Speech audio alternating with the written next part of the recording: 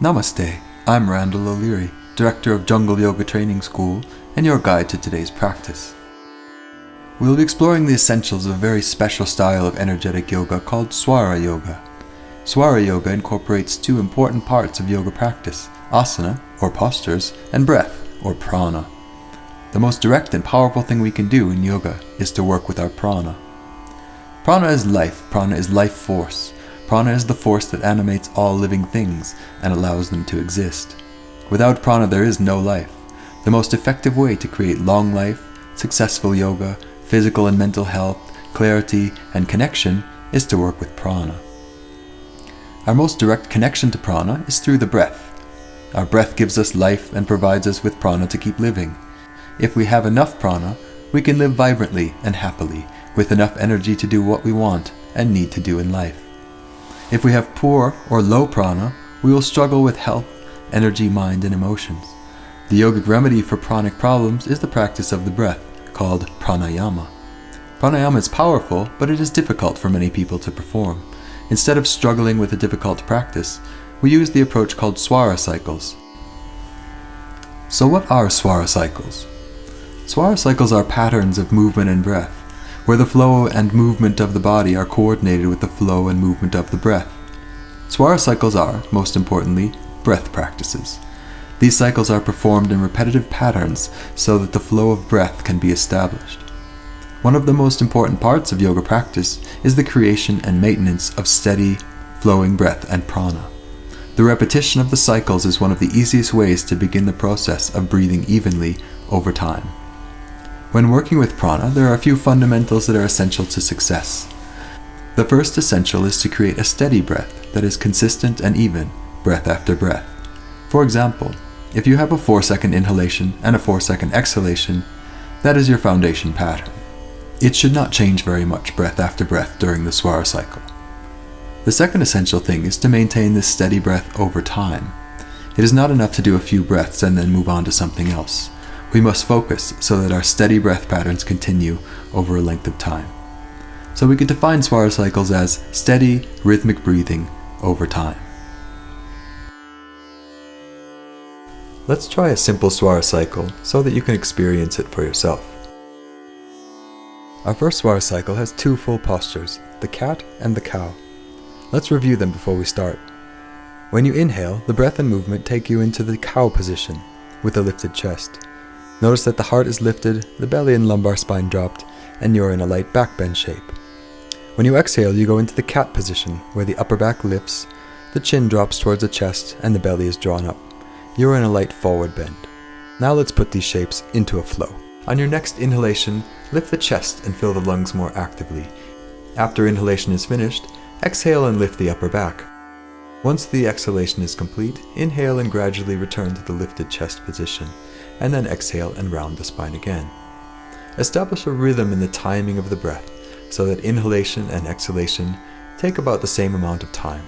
Start with a 3 or 4 second inhalation and exhalation pattern and maintain that same timing through the entire cycle. Continue in that pattern for 10 to 20 cycles if possible.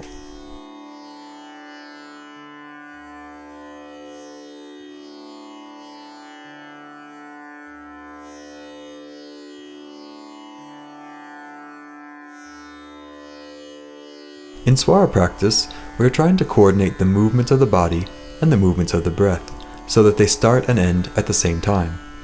When you begin an inhalation, the movement will begin at the same moment. The movement will also end at the same time that the breath ends. The breath is setting the rhythm and timing for the movement, so that the movement from beginning to end takes as long as the breath takes. If it takes you 4 seconds to inhale, it should take you 4 seconds to move the body from one position to the other. The body and its movement supports the flow of the breath. The breath is the master and the movement is its assistant.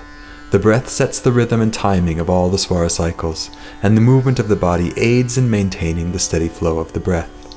It is easier to maintain the steady patterns when the body is moving along with the breath. Create your Swara cycles so that you can easily and without stress complete 10 or 20 rounds. This means that you should not try to create a really huge, deep breath, nor a breath that's too long for your ability. The key is in the rhythm and not in the depth. Most of us don't know what it's like to create steady breathing over time, and establishing this is our first priority in yogic breathing. Your Swara cycles should be comfortable and enjoyable.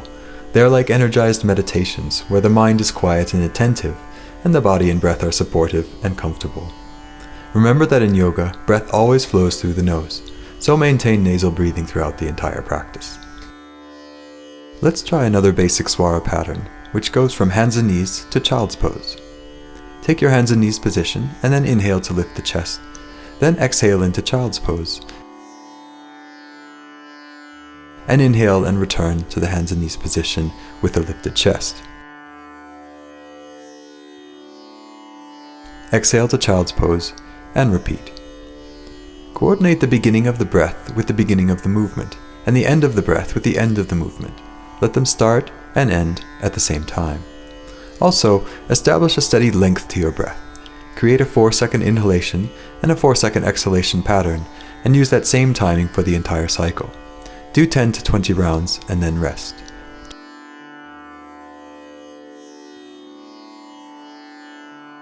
Swara cycles seem like a simple practice, and they are, but they are also profound and powerful. In Swara cycles, we take time to work on the most fundamental and most important aspect of yoga, the breath. When we establish a solid foundation of breath and prana, we can build the rest of our yoga on top of it. Smooth and even breathing over time is the foundation of all yoga practice, but it won't happen if we don't work on it, and the easiest way to do so is through the Swara cycles. Once you establish true and lasting rhythmic breathing, your yoga will be transformed. Steady breathing will help you go deeper with your postures and get the most out of them. If you can maintain smooth breathing in an asana, chances are your posture is balanced and healthy. When you lose your breath flow in a posture, you should rest until the breath flows smoothly again. Swara breathing helps you to establish and maintain pranic and breath flow. Smooth and flowing breath and movement is the essence of vinyasa yoga, and Swara breathing will help you with your flow through the asanas and give your practice a relaxing yet intense quality. In fact, Swara yoga is a type of vinyasa yoga, but the main difference is that Swara yoga prioritizes the breath, whereas most vinyasa yoga concentrates on the body. Steady breath creates steady prana within us. Prana controls the health of the body, the workings of the mind, our perceptions, and our emotions. When we are steady in our prana, our life becomes smoother and more harmonious, and we have energy, enthusiasm, and good health. There are literally hundreds of different Swara cycles that one can do. In other videos, we will explain the essentials of breath energetics and show you more cycles that you can work on. Basic Swara patterns are simple, but they can be practiced in ways that make them powerful and challenging. Thus, Swara cycles are a complete and dynamic practice, and are an entire yoga practice in themselves. Practice your Swara cycles every day, and watch our other videos to learn more Swara patterns. If you want to learn Swara in depth, join us on a teacher training in Bali or Thailand. See jungleyoga.net to sign up. Hari Om.